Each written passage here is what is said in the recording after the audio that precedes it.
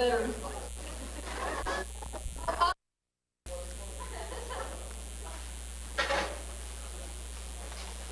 I need a remote control maybe or something. It's behind you on the stage.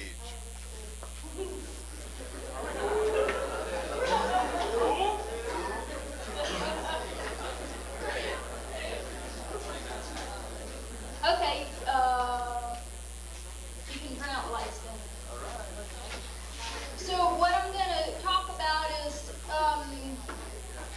some climbs that I've done, and the thing that you should keep in mind is that this is something that any schmo could do. I mean, if anybody here wanted to do any of these things that I've done, or even better than you can. You can really do anything you want once you put your mind to it. So I decided that I wanted to start climbing when I was in school at University of Vermont, and I went up to school there to start to do a lot of skiing really, but I got tired of standing in lift lines, so I started ice climbing, and it was pretty scary because I was using my mom's old hiking boots and old tools that used to ricochet out of the ice. But what kept me going really, I mean, I fell a lot. It was pretty scary, but what I really enjoyed was getting down at the end of the day and celebrating with a bottle of Boone's Farm wine and ice cream sandwiches.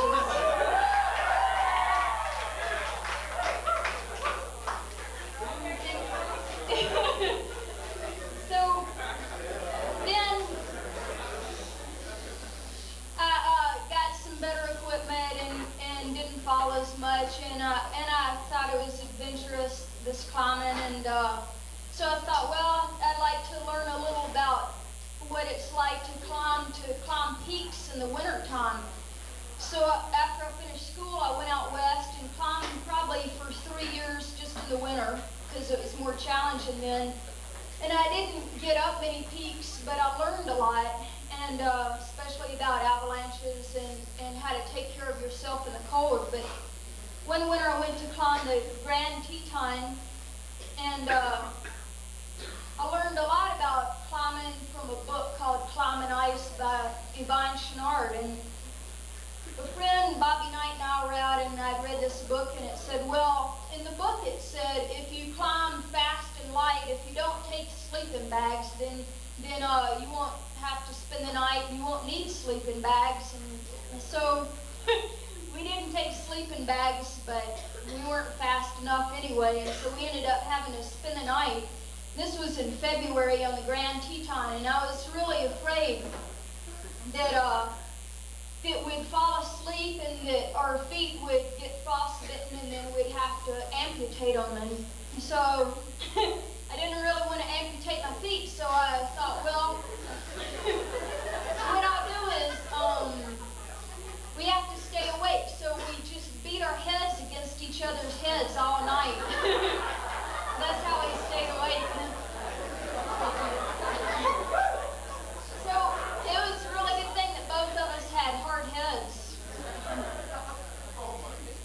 But we got up this climb, and it was experiences like this that gave me a lot of confidence. And so I decided, well, I'd like to learn more about climbing and mountains all over the world. You can learn something different from them. So I decided, well, I'd like to go to Alaska and climb the Cassin, which is it's on McKinley, on Mount McKinley, and it goes up sort of up there.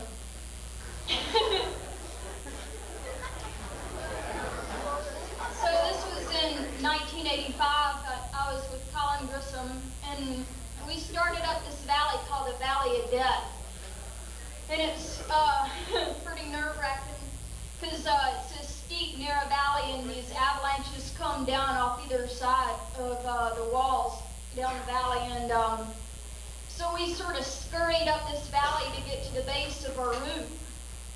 And then we started up this climb, and we had about 9 days food with us, and it was pretty steep with no ledges really for the first 16 hours of climbing. So we had to keep climbing. But in Alaska, you know, it stays light all the time, which is a good thing because you never have to stop climbing, but really it's not so good because then there's no reason to stop unless you admitted to your partner, of course, that you were tired, but you couldn't really do that. But after 16 hours, we got to this ledge. It was our first ledge that we came to, and so we stopped for 4 hours and took a nap, and then we got back up and started climbing again. And the other reason we wanted to just keep climbing was because we wanted to get to the top of this route before a big storm came in. And so we were moving as fast as we could, and it was really interesting climbing. It was mixed rock and snow and ice and pretty sustained and really beautiful. And then we got up to this camp, which is about 15,500 feet. And it started snowing, so we waited out the storm. It only lasted a day, and then the next day we went up to our high camp at 17,500 feet. Looked just like this, and we ate our last meal that morning, and we were going for the summit and back down the other side where we had a cache of food. Back down the other side of the mountain. Well, we ate breakfast, packed up, started climbing, and this big storm came over real fast from the other side of the mountain and hit us. And there were gusts of winds up to 100 miles an hour. So we put our tent back up. It was in a place just like this, and we waited out this storm. Well, we didn't have any more food, and we only had enough fuel to melt 2 cups of water per person per day. So we started getting hungry and dehydrated, and weak and cold too, and this storm lasted for 5 days. And by that time, we were pretty weak, and we decided, well, we got to get to food. The quickest way is to climb up over the mountain down to our food cache on the other side. So to cut weight, we left our climbing ropes and our rack and all our hardware there, and just took our little tent and our stove and set out for the top. We made it. We got down to the medical camp at 14,000 feet on the other side of the mountain, and they were well stocked with food. And it was a good thing because my partner ate for 16 hours straight, continuously, nonstop, without stopping. That was pretty impressive. And I realized that it's really a good thing to be a woman alpinist because, see, as a woman you have these layers of womanly fat reserve, and so it gives me confidence. So I try to maintain it. So then I got a job as a guide for American Alpine Institute and started guiding down in South America. And then in 1986, a friend of mine asked me to go climbing in the Himalayas, and I went to the Himalayas my first time and did some guiding there, and I saw my first 8,000 meter peaks, and this was in Nepal, and this peak is called Dhaulagiri, and I wanted to do this route that goes directly up the east face there, and it had only been done once before. This line, the standard route that everybody else climbs goes up the northeast ridge like that, and this peak is 26,800 feet high. But the thing that I learned in school, you see, is that the shortest distance between 2 points is a straight line. That's how come I picked this route here. So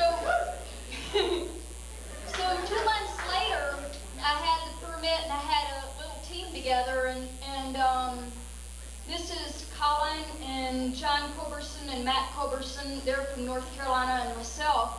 And this was pretty exciting for us because none of us had ever tried to climb an 8,000 meter peak before.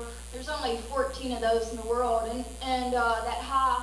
And I'd been the only one who'd even seen one before, so this was pretty exciting.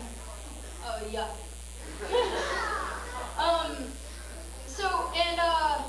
The other thing about this trip is that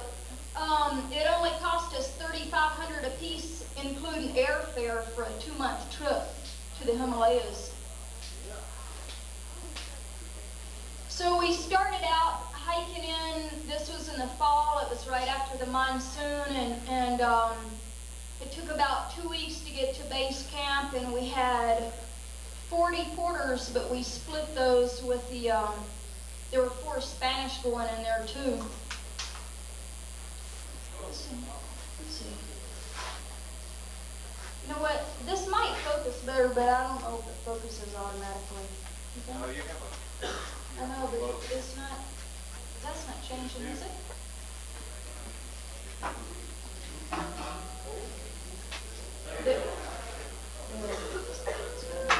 So, these porters, they like to impress us with how much rice they could eat. So, they ate these mountains of rice, and that one, the moth was just on Mount Everest there. This is another 8,000 meter peak, Kanchenjunga, and there, that one, he's flown over to Choyu, and he's heading for another 8,000 meter peak there, but these porters are pretty impressive. We got to base camp. The moth is climbing a first ascent on a peak out over here. It's never been climbed before, but anyway, we got to base camp.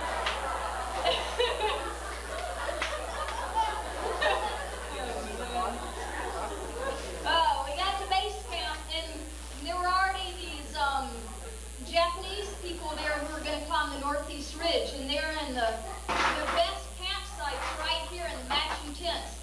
That's called the high rent district. And then we're out here in the ghetto. This is the worst place to camp, the only place left.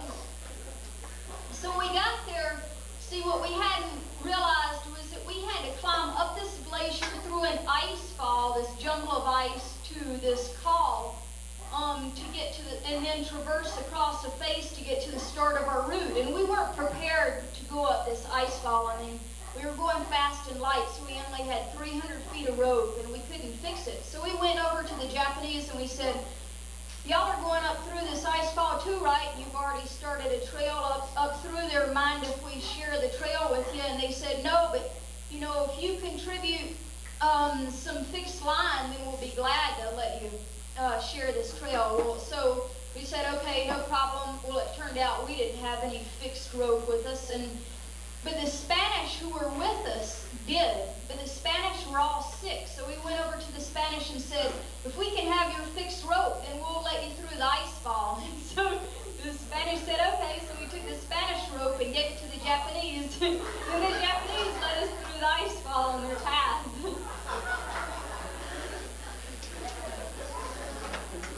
So the Japanese had these ladders already fixed up through there, and we went up through there and carried loads up. And about 2 weeks later, we had all our loads up, and we got to the col, to this pass where now we're going to traverse over to the east face, and we got our first look at it. And it was supposed to be frozen ice, but you can see here is just running water over rock slabs, and we couldn't climb it like that. And we were pretty upset, so we decided, well, let's see if we can climb the Northeast Ridge with the Japanese and get acclimatized to the altitude, and then by that time maybe the east face will have frozen up and we can go down and climb the east face. So the only thing is we had to get permission from the Japanese to share their route of the Northeast Ridge. So it just turned out that the next day the Japanese got caught in a big avalanche. You can see here, and none of them were hurt, but when they got back to camp, they were pretty shook up. We went over there and we said, hey, you mind if we share your route with you? And they said, oh no, but you go first tomorrow and break trail. So we were like the guinea pigs. So we said, okay. We climbed up to 21,000 feet. The Japanese had already climbed higher than that, and we put up another little camp. And at that altitude, with lack of oxygen, then you start feeling, altitude sickness, and you start feeling nauseous and maybe have headaches and lethargic. And so Matt decided to take a rest day and try to get more used to the altitude before climbing any higher. And John Collin and I decided to go up and break trail above the Japanese high point.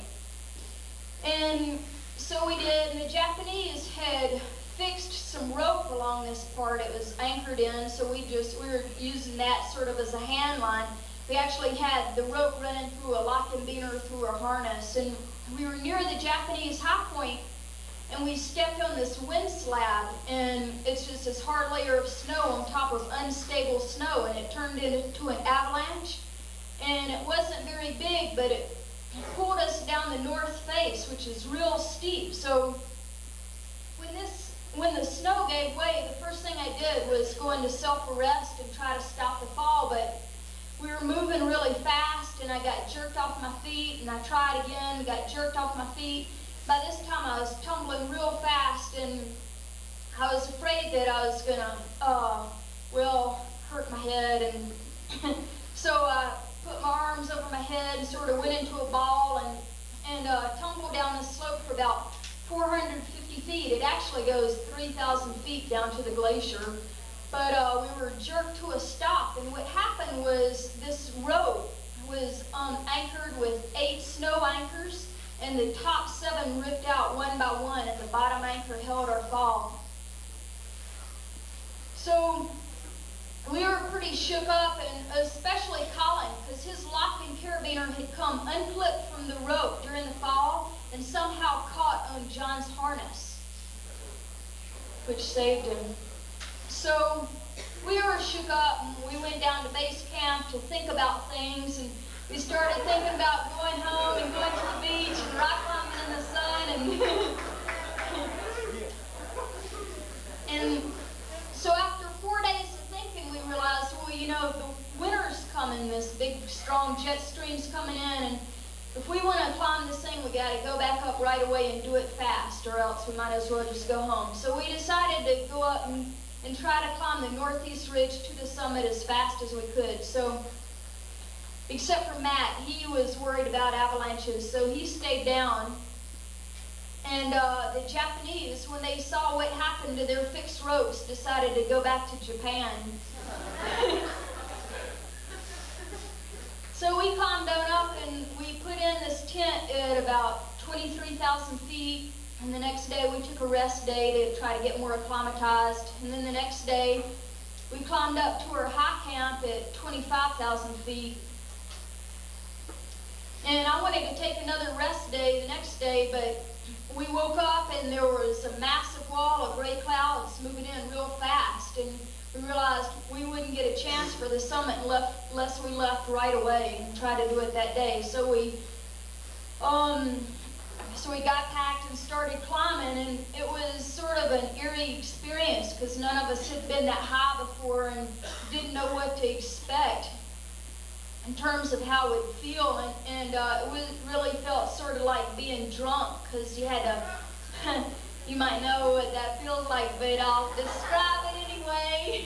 You know how you have to think extra hard and to make decisions, and you have to be real careful to walk in a straight line and things. Well, anyway, you know, so we got to the top, and we didn't stay up there very long because we were worried about the storm hitting us before we got back down to our camp that night even. So we turned right around, got back down to our camp that night, and then the next day we packed up everything off the mountain in one load and made it back down to base camp. And it was a good thing because that night a major storm hit the whole country of Nepal and dumped more than 3 or 4 feet of snow on our base camp overnight. So we were feeling pretty lucky, and this is a peak that I really wanted to climb. This peak is called Makalu, and it's in Nepal, and it's 27,800 feet high. And I wanted to climb this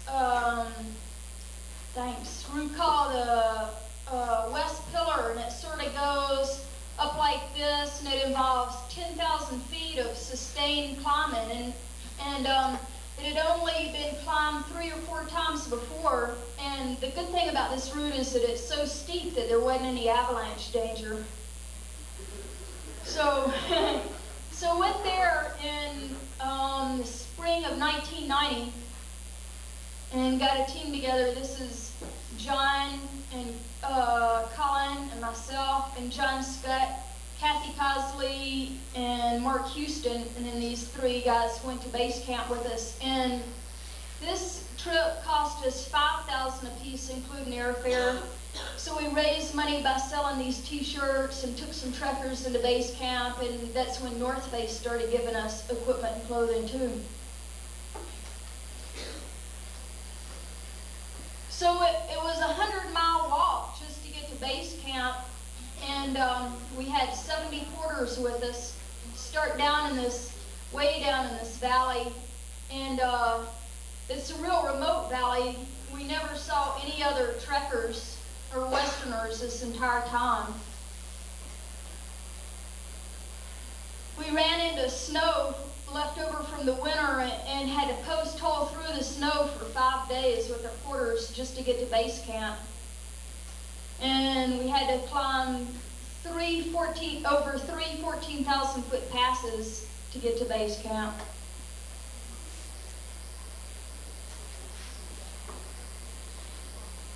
And this is what it looks like.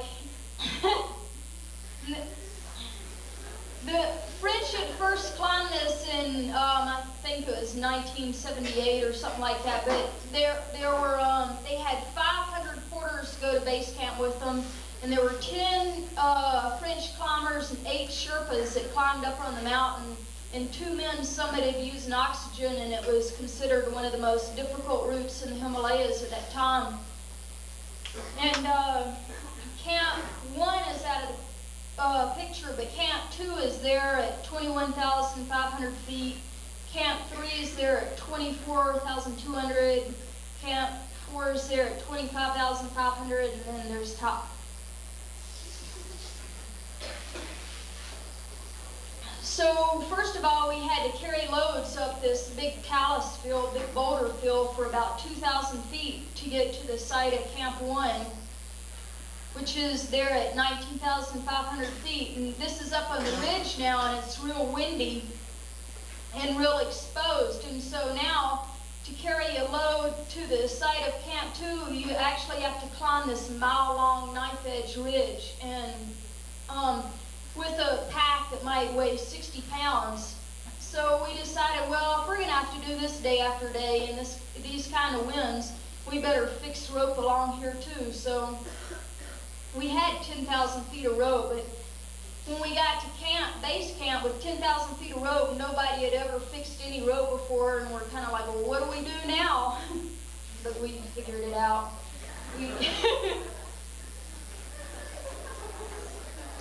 So we got to the site of Camp 2, and it was a really neat place. It was kind of like caving because it was a big crevasse in the glacier, and you walk inside of it, and there were these big rooms that were connected by tunnels. And so one room was our bathroom, and one room was the master bedroom, and then we have the front porch here you can see. And it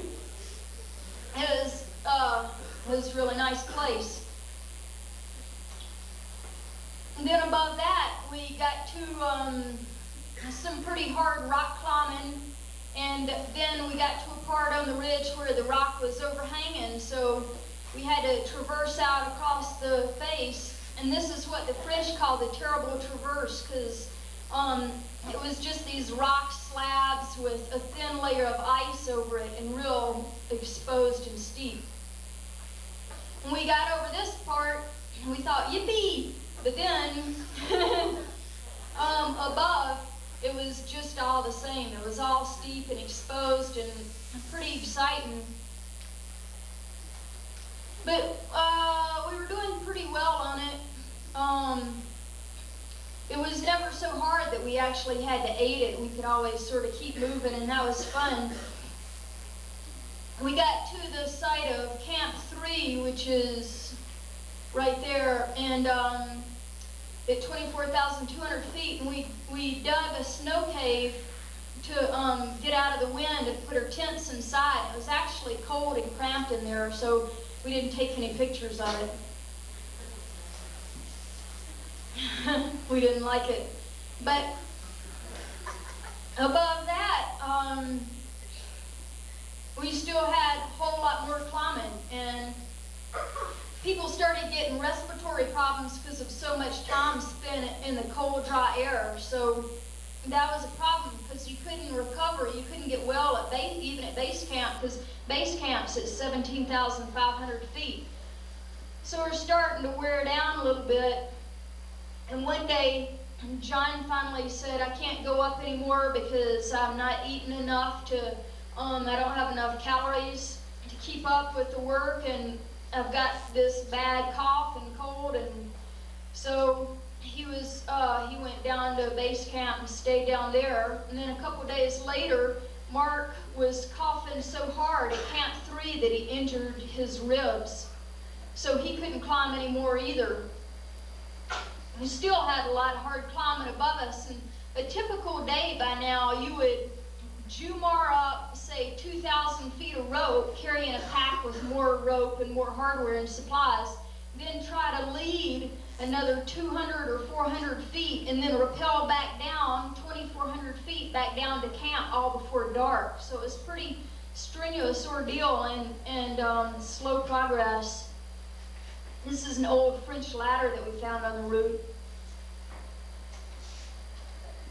So at about 25,000 feet, Kathy said that she'd run out of energy and she couldn't climb anymore. So now we're worried because there's only 3 of us left and we still hadn't finished the route. Oh, you know what? Somebody might, this one got stuck before, because if I turn that one, thanks. So then, just about that 25,000 feet, we reached the crux, the hardest moves on the entire climb, and it was this overhanging off-width crack, and so it was awful. But fortunately, Colin volunteered to lead it, so he led up it and got up it after struggling for hours. Then there was a smooth blank slab above that, but somehow I managed to get over that.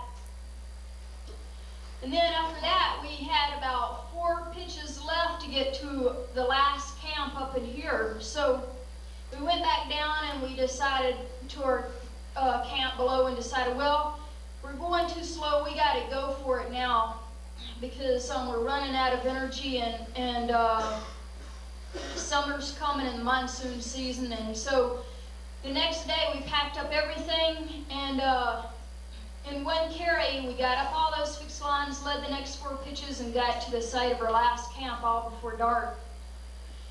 We got our tent up. The following day we took a rest day, and you can see all the rest of the Khumbu range out there in the distance.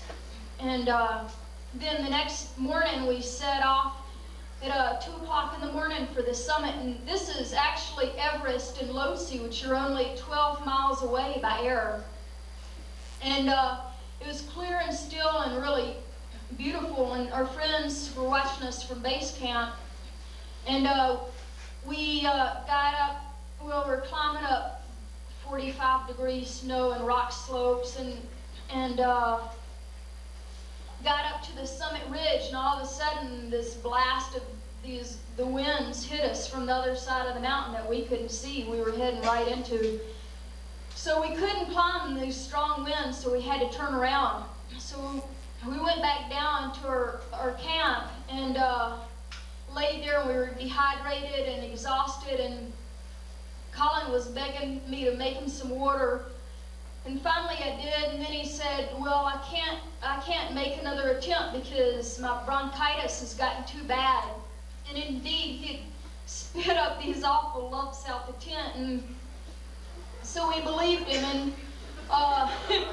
he went down the next morning, and John and I were gonna try to climb up, make another summit attempt, but we were too tired, so we tried to take another rest day.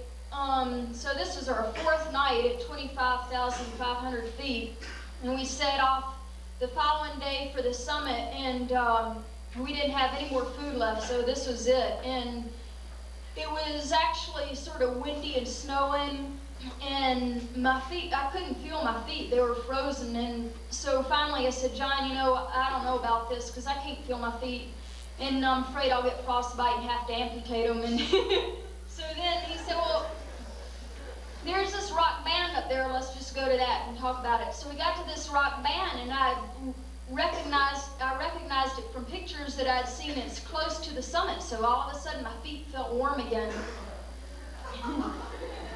Yeah. Then we got up to these two cornices, and I thought this was supposed to be the summit. And we got up to there, and by the time we got to there, we're moving really slow. Like you'd take 15 steps and then have to rest for 10 seconds, and it was absurd.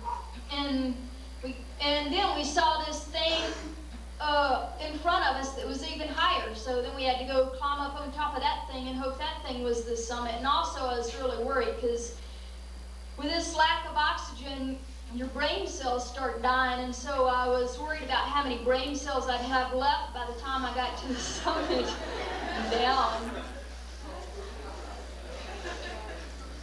So I couldn't even take good pictures anymore. But we made it to the top, and this is, John was really excited because he'd never been to the Himalayas before. And also, when he did this climb, he was 42 years old. Old, huh?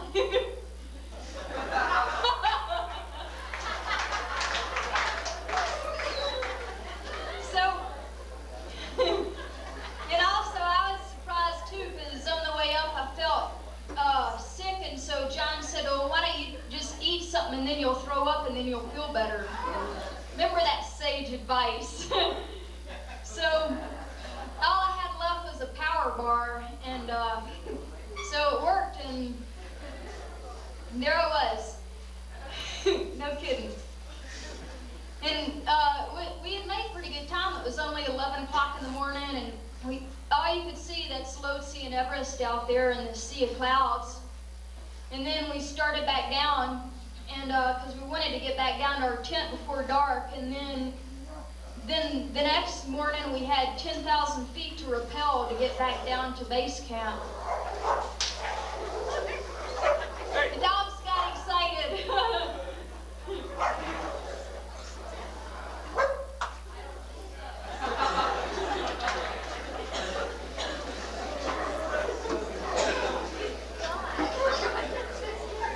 So anyway, this trip, actually, John and I wouldn't have summited without the combined effort of all the team members, and we worked for 60 days on this route. So now there's just a half tray down below about my last trip.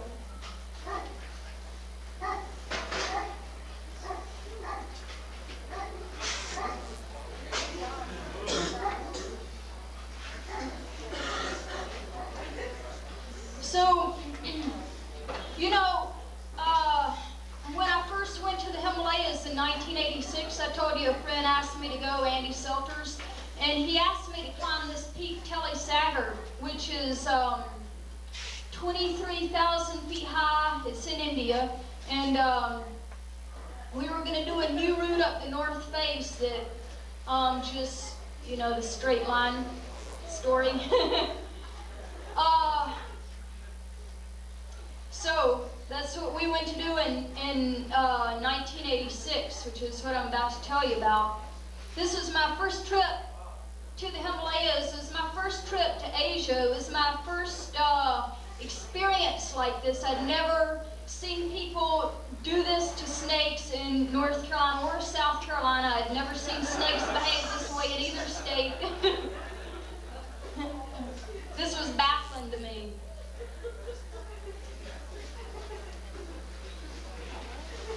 So then we took a bus ride for 3 or 4 days to this town called Gangotri. This is where our trail started up into the mountains to the base of this peak, Sagar, and it's also where we got our porters. This Gangotri is a holy place to the Hindus because it's where the Ganges River comes out of the glacier, and it's really a pretty place. That's where the holy men called the Babas live, and the Babas. So you get your blessing from the Babas, and then you start walking up to the peak. And it's about a 3 or 4 day hike up these grassy meadows to the base of the peak. It's real beautiful, and This is my first time using porters. Andy and I, the two of us, had 17 porters. And each one of them, a standard load was 70 pounds. And I didn't understand why we needed so many porters, but in those countries you need a liaison officer who makes sure that you climb the right peak, and then he needs a cook, and then that guy needs a lot of rice, and it just goes on from there. Andy and I, when we got to base camp and saw this peak that we'd come to climb, when we saw it for the first time, we had this rule that if you don't have anything positive to say, don't say anything at all. So we didn't talk to each other for several days.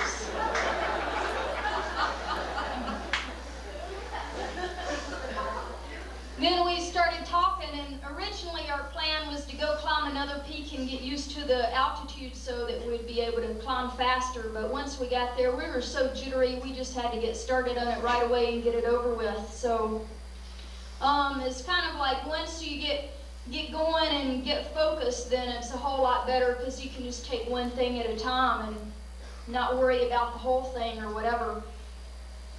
But anyway, there was really a lot to be worried about because this thing was pretty steep. It was 90 degrees in places, on average 70 degrees.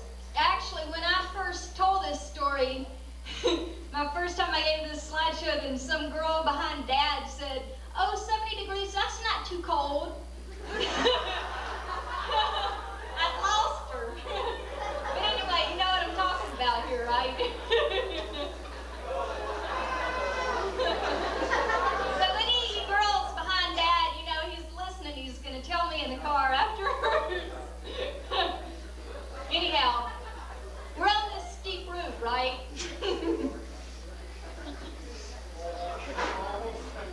So,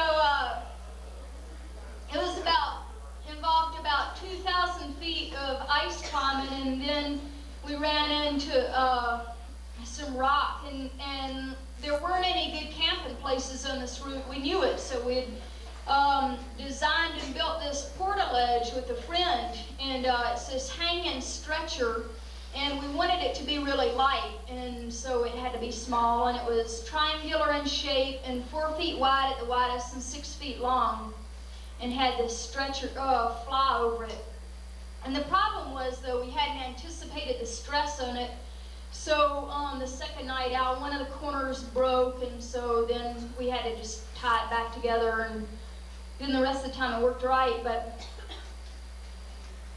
anyway, we got up into this rock, and from what I remembered at the time is that it was solid rock with plenty of cracks and just sort of hero climbing and a lot of fun. And we were doing pretty good.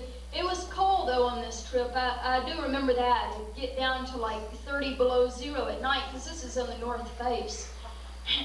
So anyway, we're up at about 21,000 feet, and then it started snowing. So we decided, well, we're moving too slow in this snowstorm, so we better just wait it out. So we set up the portaledge, and we were rationing food and waited for 4 days, and the storm still hadn't ended. So then we decided, well, we don't have enough supplies. I mean, we only brought 7 days' food. So we need to go down. So then it started snowing even harder, and these big spindrift avalanches started pouring down the north face directly on top of us. And the first big avalanche that hit us was pretty scary because I didn't know if the anchors were going to hold or the portaledge was going to hold together, so I just grabbed the sides of the ledge and closed my eyes and waited, and it went over us and everything was okay. So these avalanches would came down regularly, like every 20 minutes. And this storm lasted for a total of 8 days.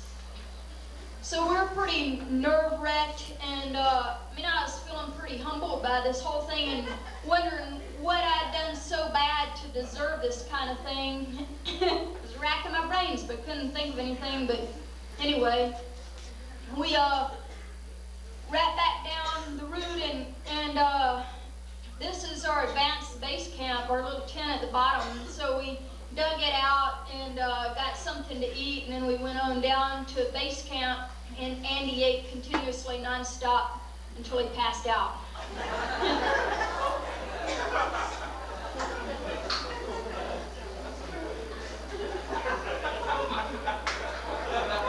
So,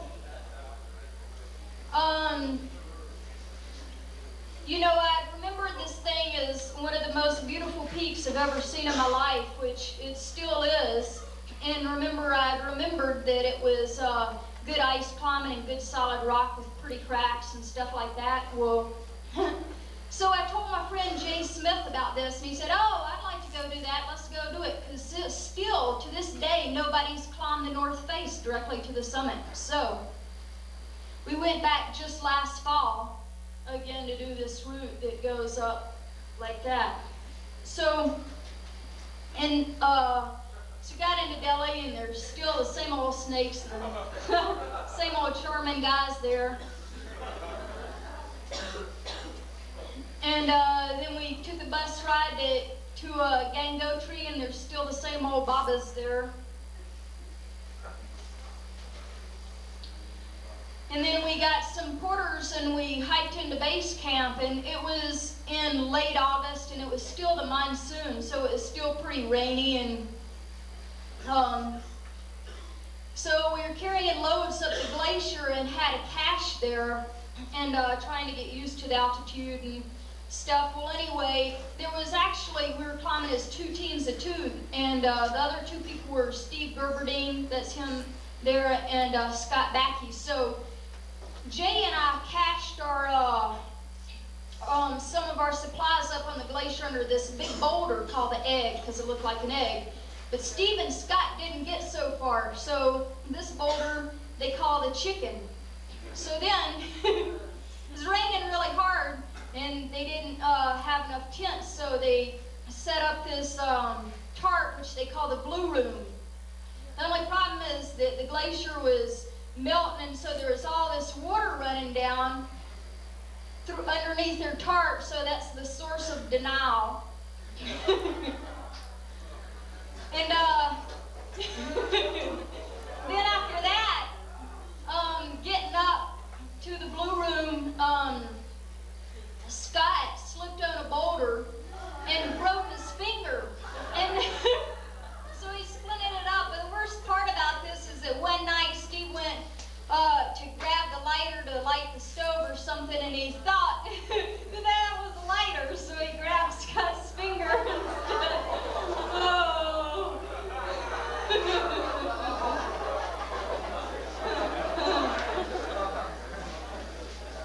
So finally, Jay and I broke trail up to our advanced base camp at the base of the route, and it was snowing or raining every afternoon and windy and just yucky, but we got our advanced base camp up there. Then we went down to base camp, and it snowed really hard for the whole next week, so we came up the next week, and this is our advanced base camp here, so all that was left of it. So we had to dig it out. That's actually 2 tents right there.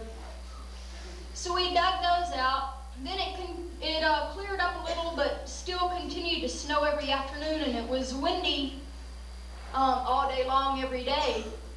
And this year it was different than what I remembered before. This year we had this big snow slope to climb up, and then we got to where it was steeper, and then there was 6 inches of snow over 2 inches of ice over these rock slabs with no cracks. So what we'd have to do is dig down the snow to reach the ice, to try to put an ice screw in, but the ice screw would bottom out against the rock, so it wouldn't be a good anchor. So then we'd look around for a crack, but there weren't any cracks. So it'd take like half an hour to get an anchor in, and it was really frustrating. And then you'd be climbing up, and all of a sudden a big wave of spindrift would come down, and when a wave hit, a wave could last 10 minutes. During which time you couldn't even see your hands in front of your face. So this was proven to be an epic, but we finally got rope fixed up the lower angle ice, and Chris Nobles was with us to get photos on the lower part, and then it got steeper, so Jay and I were going for it. We quit fixing and Chris left, and we're trying to go as fast and light as we could now at this steeper ice. And it was cold again this year. It was 30 below, and man, sometimes it didn't feel any warmer than that even during the day. And we got up to this, our first night out on the face, we put up the portaledge, and you know, it's blurry not because we didn't take a good picture, but because it's snowing. This all spindrift coming down continuously. We got in the portaledge and we're dehydrated and started up the stove, and I was panting and turning blue and shivering, and Jay's eyes were stinging and the stove wasn't working. So finally we realized we aren't getting good ventilation in here. So we unzipped the portaledge, then the stove started working, Jay's eyes cleared up, and I quit panting and and so the problem was with the door to the ledge open, then all this spindrift blew in. So overnight, we're totally coated in ice. So the next morning, we wrapped down. We left the portaledge there.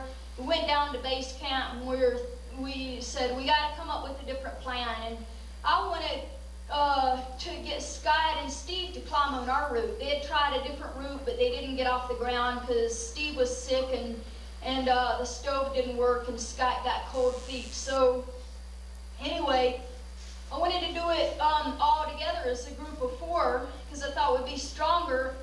But Steve was sick and Scott didn't know, and Jay was saying, well, you know, I don't think we're going to get up any route with weather like this. We should just try the standard route, which is on the right skyline there.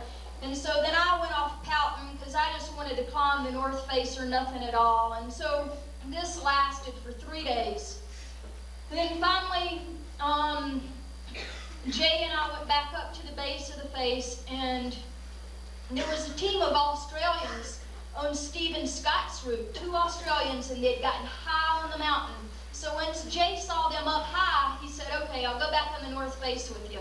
So that was good, but then that night the Australians came down because they'd gotten just too much spindrift, and that was it for them. But we were already committed, so we went back up, Jay and I. We got to our portaledge, packed it up, and continued up and climbed up for another 2 days, and we were just at the top of the couloir, and in this couloir there's never any sun, and we were about 5 minutes from sun when at the end of the day set up our portaledge. And this is up in the steepest ice climbing in the couloir here. And so then that night it started thundering and lightning and storming, snowing pretty hard. The whole next day was snowing really hard. The whole next night the wind was blowing really hard. It was just beating us, and the wind was blowing so hard that it would lift the portaledge up with us inside of it. And we were getting pretty dehydrated because just to melt water, one person would have to open the door of the portaledge, lean out with your ice axe, chop ice off the rock, and then with your other hand catch the fallen ice in a stuff sack. And so it's desperate. And so I said, this is it, Jay.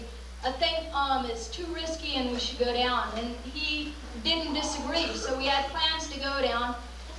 Then our 3rd night out, it was storming again really hard, and that night I had dreams of being in a restaurant with just 3 glasses of water on the table, and it was just bizarre. I got up at 5 in the morning and said, I need some water, so we started up the stoves. We'd have to melt the gloves so we could get our fingers inside, because our gloves, the fingers were frozen flat. And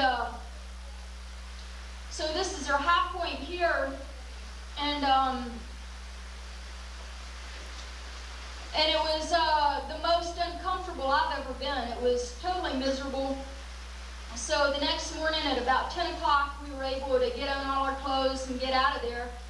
And we were rappelling down, and then we hit our fixed ropes, and we had huge packs. And we got down to the big snow slope, which we had fixed. And but all the ropes were buried under snow, and it had been such a huge storm that we knew that we were in big trouble because there was that slope slope was ready to avalanche as soon as we stepped on it. Well, we didn't know what to do. We had to go down. So we dug up the first rappel, we were able to dig up the rope. The second rappel, we couldn't find the anchors, so we just rappelled, we finally found anchors. Anyway, we're on our last rappel, we got down to our last rappel, and we're still on the snow slope. And so then we decided, well, we have this little bitty rope, it's an 8-mil rope, that we're gonna rappel off the end of our fixed line with. So Jay was at the end of this rappel, and I was still anchored in, and all of a sudden this whole slope broke, and this avalanche was a whole football field length across and 7 feet deep.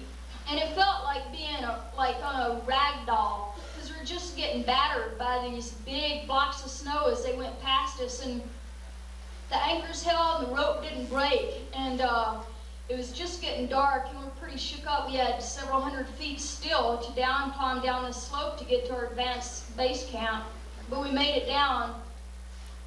And we had to dig out the tent. It was completely buried. We went to sleep, and that night it was windy and snowing again, and completely buried our tent with us in it. So we woke up and dug ourselves out in the morning, and it was like an Arctic wasteland up there. All the other expeditions anywhere near us had left. And so we packed up, wanted to get everything off the glacier in one carry. We got down to base camp. Scott and Steve were there, and they were so worried about us that they'd been eating the drug kit to try to go to sleep at night. And they had already divvied up our gear. Like Scott here was gonna get my Time magazines, and Steve was gonna get Jay's telescope. The Australians were down there, and we had a big party because we were all happy to be alive. And I was especially happy because I had something important to do, and that was to get back home to teach my son how to walk, because I'm really looking forward to him getting good enough to lead me up these routes that I can't do. That's it. Thanks for coming.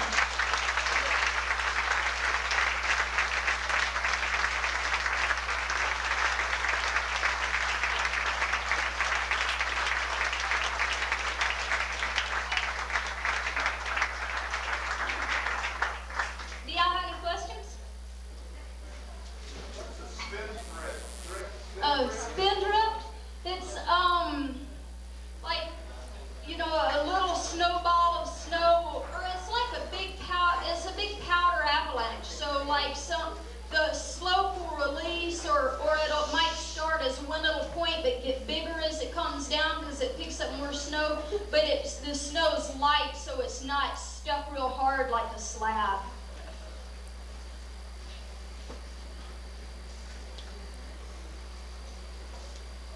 Alrighty then.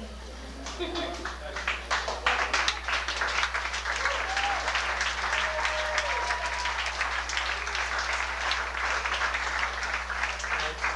Kitty and Nepal for coming out, and they'll be around for a little while over next door when we have our snack. By the way, in honor of Kitty, we're going to have ice cream sandwiches at Boone's Farm for our snack.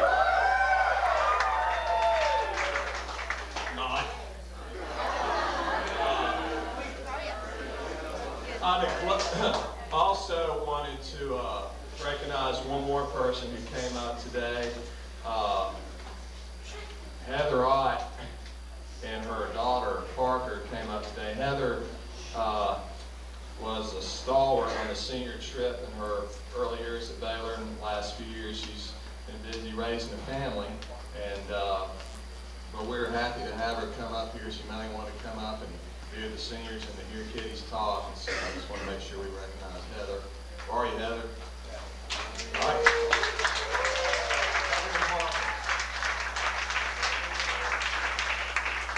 All right, let's go next door. Your son,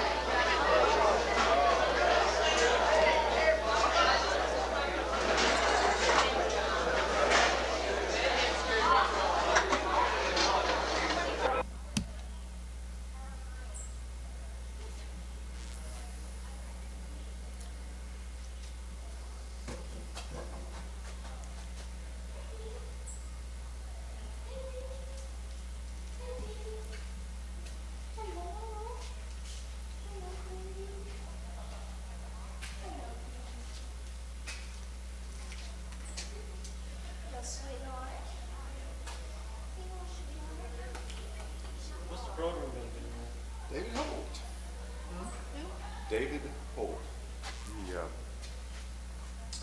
been coming for a number of years. He's an expert on all sorts of musical style. Squeeze boxes, dulcimers, banjo. Had a show called Fire on the Mountain on the National Network for a while.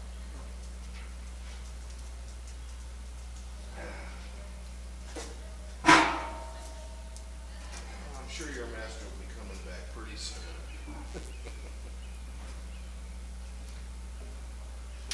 Who changed that?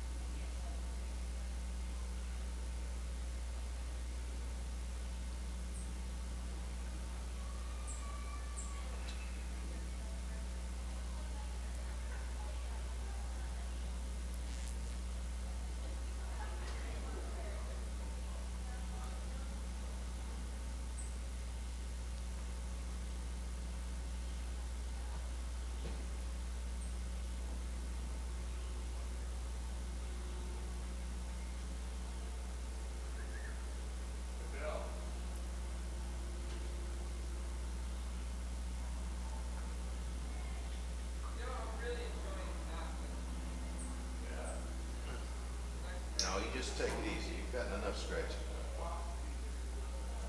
You just take it easy.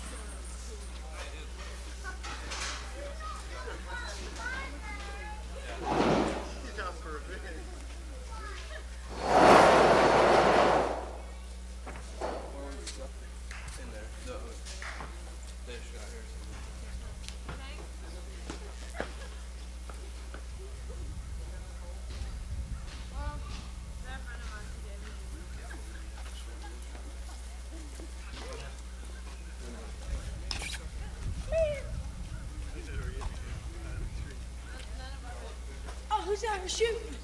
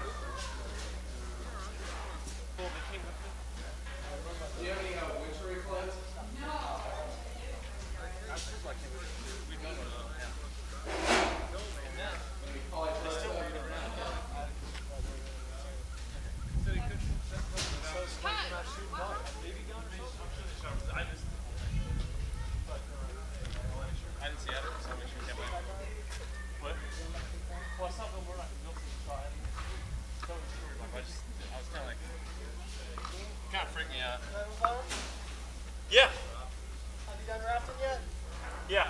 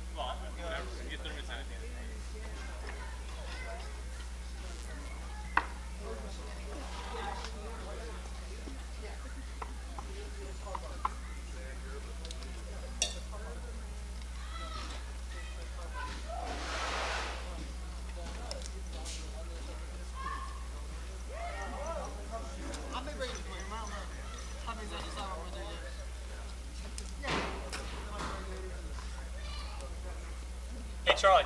Yeah. Just make sure they don't follow me again, okay? Make sure what? Just make sure that the dogs here don't follow me again, okay?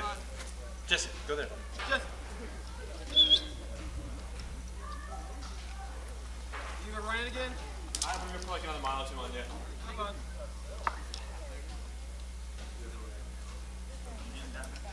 Jesse. Jesse! Jesse, come here. Jesse. Jesse.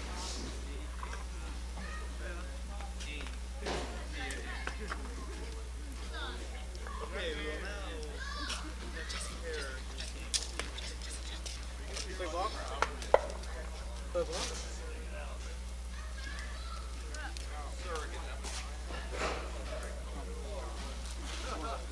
Charlie, what'd you think of that? How was it?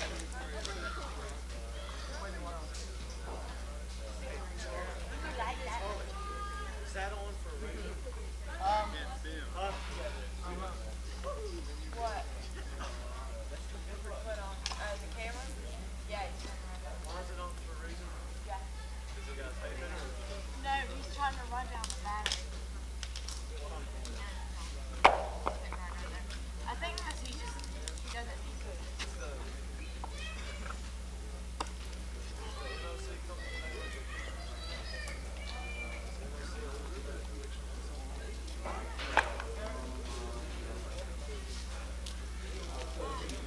Through here.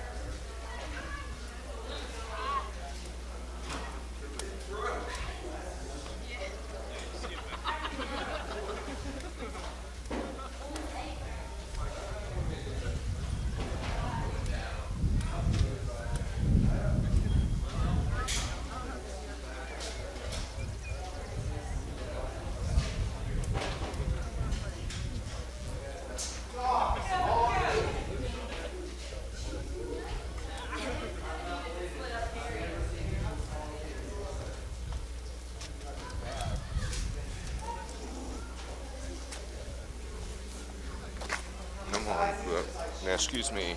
Pardon me. Okay, let's go. Come on, come on, come on, come on, come on, come on, come on.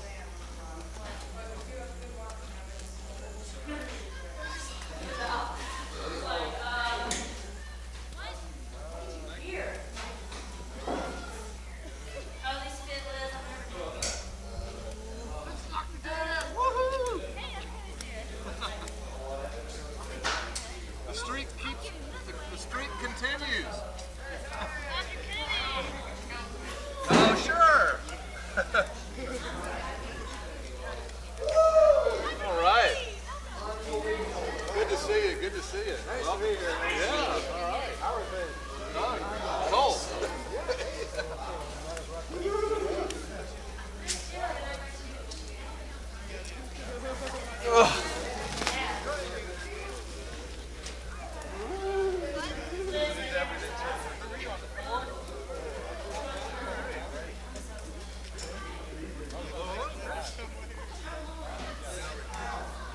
Yeah. Well, actually, I'm going to start.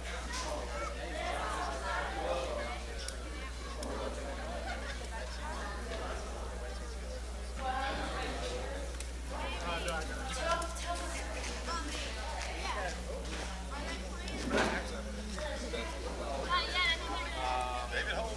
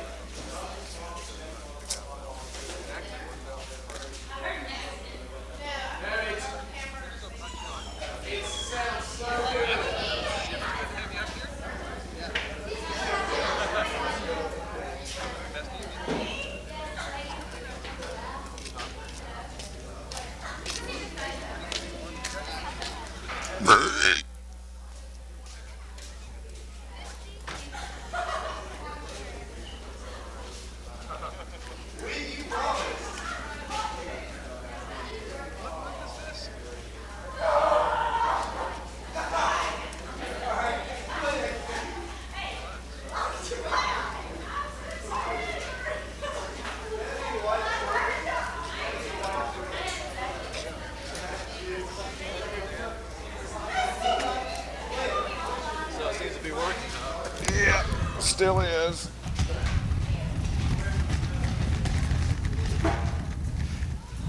Catch some action at the store here. Seldom makes it to. Though many a parent probably has wondered about the store when they're out in the